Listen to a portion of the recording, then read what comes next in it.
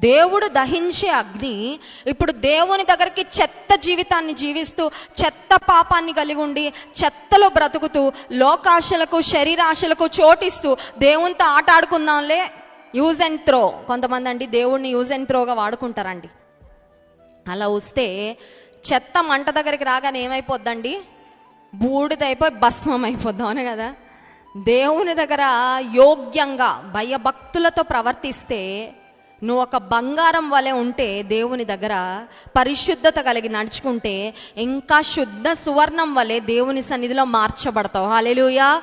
దేవుడు దహించే అగ్నిని మర్చిపోయి ఆయనతో ఆటలాడుకుందామని, ఆయనతో టైంపాస్ చేసేద్దామని, ఆయన్ని యూజ్ అండ్ త్రో లాగా వాడుకుందామని, ఇష్టానుసారంగా దేవుడిని హ్యాండిల్ చేద్దామని, దేవుడు చూస్తున్నాడనే భయం లేకుండా ఈ లోకంలో బ్రతికితే, చెత్త ఎలాగైతే అగ్గిపుల్ల వెలిగించగానే కాసేపటికి కనబడతో మన జీవితం కూడా